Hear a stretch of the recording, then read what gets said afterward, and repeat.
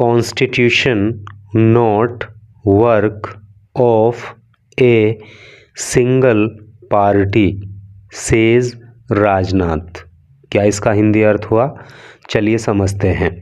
Constitution, constitution का अर्थ होता है संविधान, नॉट नहीं, वर्क कार्य, of a single party, single party मतलब इकलौती पार्टी। तो संविधान किसी सिंगल पार्टी का कार्य नहीं है, सेज कहते हैं राजनाथ। तो क्या टोटल का सेंस हो रहा है कि राजनाथ कहते हैं कि संविधान किसी इकलौती पार्टी का काम नहीं है। तो यहाँ पे आप देख रहे हो कि राजनाथ सिंह की और प्रियंका गांधी की एक फ़ोटो दी गई है। तो चलिए न्यूज़ को पढ़ते हैं डिटेल में, तो सारी जानकारी आपको मिलेगी। इंग्लिश के भी कई सारे न्यू वर्ड्स आपको सीखने के लिए मिलेंगे और जो सेंटेंस स्ट्रक्चर है उसको भी समझाने की कोशिश यहाँ पे हम करेंगे।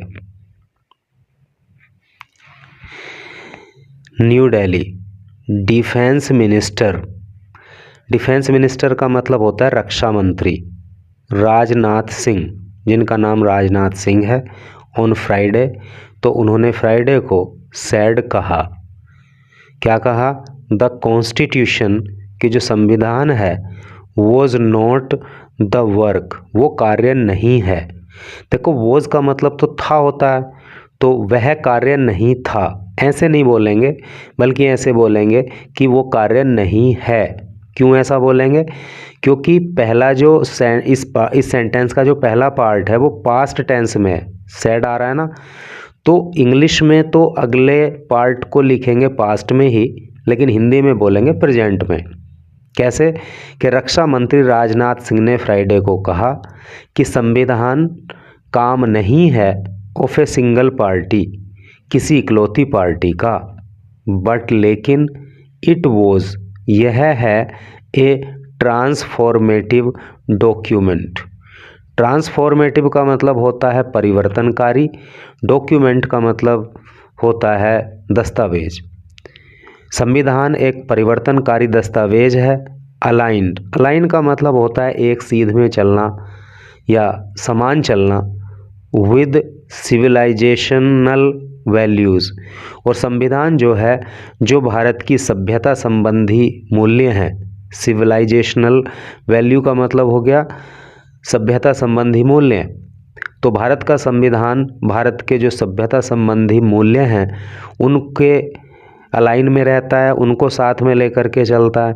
एंड और बोर द इम्प्रिंट, इम्प्रिंट का मतलब होता है छाप या प्रभाव, और संविधान में प्रभाव देखने को मिलता है या छाप देखने को मिलती है ऑफ लीडर्स, नेताओं की, लाइक जैसे कि वीर सावरकर, मदन मोहन मालवीय एंड भगत सिंह। तो ऐसे नेताओं की छाप जो है संविधान में देखने को मिलती है।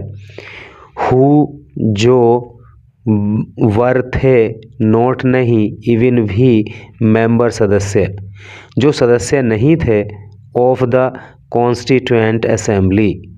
कॉन्स्टिट्यूएंट असेंबली का मतलब हो गया जो निर्माण संबंधी सभा थी, है नहीं, तो उसके सदस्य ये नहीं थे।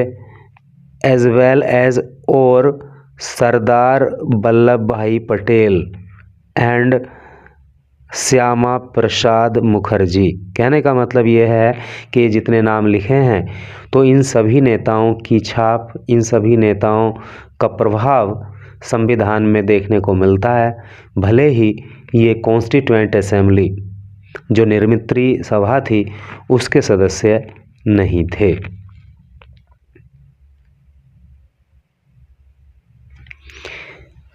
सम पीपल, सम कुछ, पीपल लोग, कुछ लोग, कंसीडर समझते हैं। देखो प्रेजेंट इंडेफिनिट टेंस का प्रयोग यहाँ पे आपको देखने को मिल रहा है नहीं, क्योंकि सम पीपल इतना तो हो गया सब्जेक्ट, और कंसीडर का मतलब होता है समझना, और नियम होता है कि जब सब्जेक्ट बहुवचन हो तो वर्ब की फर्स्ट फॉर्म में SEIES नहीं लगाते हैं। तो सम पीपल, कुछ लोग, एक से अधिक लोगों की बात हो रही है, तो इसलिए जो है सिंपल कंसीडर को कंसीडर ही लिखा गया है, SEIS नहीं लगाया गया है। यहाँ पे अगर एक वचन करता होता तो कंसीडर्स कर देते। तो सम पीपल कंसीडर, कुछ लोग समझते हैं, आवर कॉन्स्टिट्यूशन, कि हमारा जो संविधान है, एज कॉलोनियल। कॉलोनियल का मतलब होता है उपनिवेशीय। तो कुछ लोग समझते हैं कि हमारा संविधान उपनिवेशीय है। वाइल, जबकि अदर्स से, अन्य कहते हैं, इट इज़, यह है, क्या कहते हैं, it has been borrowed, it has been borrowed. तो कुछ कहते हैं कि इसको इज़, यहाँ पे मैं समझता हूँ ये फालतू लिखा हुआ है, इसकी ज़रूरत नहीं है। तो कुछ कहते हैं इट हैज़ बीन फॉलोड, कि इसको उधार लिया गया है। ये प्रेजेंट परफेक्ट टेंस की पैसिव वॉइस हो गई, क्योंकि हैज़ बीन आ गया और मेन वर्ब की थर्ड फॉर्म आ गई। तो कुछ लोग तो कहते हैं कि हमारा संविधान उपनिवेशीय है, और कुछ कहते हैं कि इसको बोरो किया गया है, उधार लिया गया है। सम क्लेम, कुछ क्लेम करते हैं, क्लेम का मतलब दावा करना। कुछ लोग दावा करते हैं दैट कि इट इज़, यह है, द गिफ्ट, उपहार, फ्रॉम वन पार्टी, किसी एक पार्टी का। और कुछ लोग कहते हैं कि संविधान जो है वो एक पार्टी के द्वारा दिया गया उपहार है। द फैक्ट इज़, जबकि फैक्ट ये है, फैक्ट का मतलब तथ्य है। क्या तथ्य है? इट इज़ एन एक्सप्रेशन, ये एक अभिव्यक्ति है। एक्सप्रेशन का अर्थ होता है अभिव्यक्ति। किसके लिए कहा गया अभिव्यक्ति? संविधान के लिए। जबकि सत्य यह है कि संविधान एक अभिव्यक्ति है ऑफ आवर सिविलाइजेशनल वैल्यूज़, हमारी सभ्यता संबंधी जो हमारे मूल्य हैं उनकी अभिव्यक्ति संविधान है। एंड और कैरीज द लीगेसी, लीगेसी का मतलब होता है परंपरा या वसीयत, और संविधान जो है वो वसीयत लिए हुए है, परंपरा लिए हुए है of our freedom struggle. Freedom का मतलब स्वतंत्रता, स्ट्रगल का मतलब संघर्ष। तो हमारा जो स्वतंत्रता के लिए संघर्ष रहा, जो स्वतंत्रता के लिए लड़ाई लड़ी, उसकी लीगेसी, उसकी परंपरा, उसकी वसीयत भी संविधान के अंदर देखने को मिलती है। वी, हमें, शुड, चाहिए, रिमेंबर, याद रखना।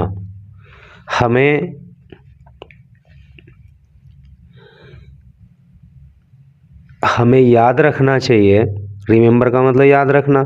हमें याद रखना चाहिए दैट की पंडित मालवीय, कि जो पंडित मदन मोहन मालवीय थे, सरदार पटेल थे, भगत सिंह थे, एंड वीर सावरकर, और जो वीर सावरकर थे, हैव ऑल्सो कंट्रीब्यूटेड, उन्होंने भी कंट्रीब्यूट किया है। कंट्रीब्यूट का मतलब होता है क्या कहते हैं उसको, योगदान देना। तो उन्होंने भी योगदान दिया है टू इट इथोस, इथोस का मतलब होता है चरित्र, यानी कि जो हमारे संविधान का चरित्र है, हमारे संविधान के जो गुण हैं, हमारे संविधान की जो प्रकृति है, उसमें इन सभी लोगों का भी योगदान रहा है। सिंह सैड, सिंह ने कहा। Setting the stage for a debate, debate का मतलब आप समझते हो ना, तर्क वितर्क। तो इस तरह से जो है उन्होंने तर्क वितर्क के लिए एक स्टेज तैयार कर दिया। विच सा कांग्रेस फील्डिंग प्रियंका गांधी वाड्रा, और इस डिबेट में कांग्रेस ने प्रियंका गांधी वाड्रा को उतार दिया। Who made her debut speech, देखो इसके प्रोनाउंसिएशन पे आप ध्यान देना, इसको डिबेट नहीं पढ़ेंगे, इसको बोलेंगे डेब्यू। डेब्यू का मतलब पहली, शुरुआती। और प्रियंका गांधी वाड्रा ने अपनी पहली स्पीच जो है लोकसभा में दी।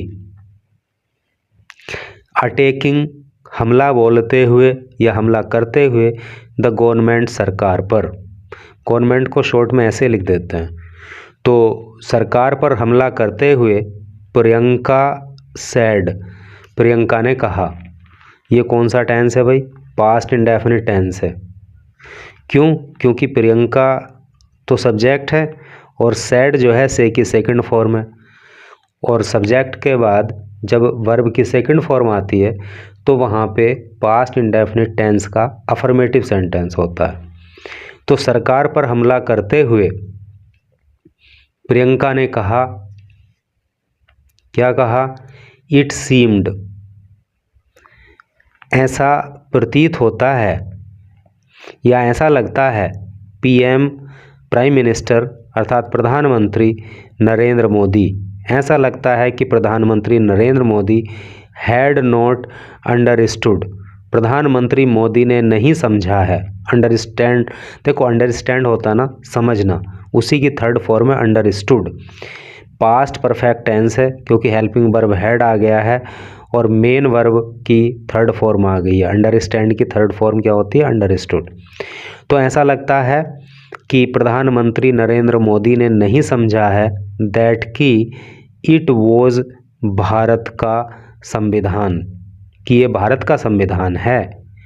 इंग्लिश में ट्रांसलेशन इन्होंने आगे लिख दी है कॉन्स्टिट्यूशन ऑफ इंडिया, यानी कि प्रधानमंत्री ने नहीं समझा है कि ये भारत का संविधान है, एंड नॉट, और ये नहीं है संघ का विधान, ये संघ का विधान नहीं है।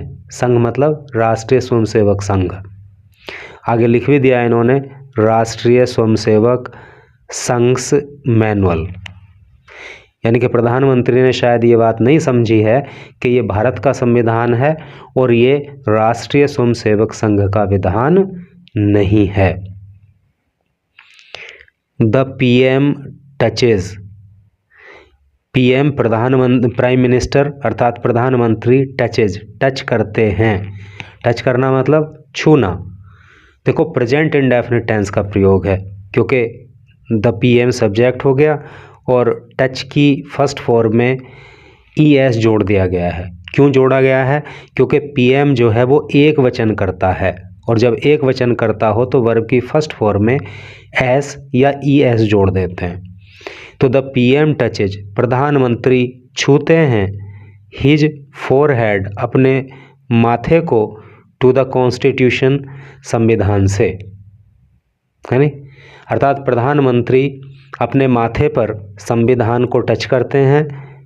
बट लेकिन, वैन जब, देयर आर वहाँ पे हैं, क्राइज चीखे, फॉर जस्टिस न्याय के लिए, लेकिन जब लोग न्याय के लिए चीख पुकार मचाते हैं, फ्रॉम संभल, संभल से, है नी, हालांकि प्रधानमंत्री अपने माथे पर संविधान को लगाते हैं, अपने माथे से संविधान को टच करते हैं, लेकिन जब जो है लोग संभल से न्याय की पुकार लगाते हैं, हाथ रस से न्याय के लिए चीखते चिल्लाते हैं, एंड मणिपुर, और मणिपुर में न्याय के लिए मांग करते हैं, चीखते चिल्लाते हैं, तो क्या होता है? There is not a wrinkle, तो एक रिंकल भी नहीं होती। देखो डब्लू इसमें साइलेंट होता है, इसको रिंकल बोलते हैं। रिंकल का मतलब होता है झुर्री, है नी, या निशान। तो कोई निशान नहीं होता, कोई शिकन नहीं होता ऑन हिज फोरहेड, उनके माथे पर, ठीक है।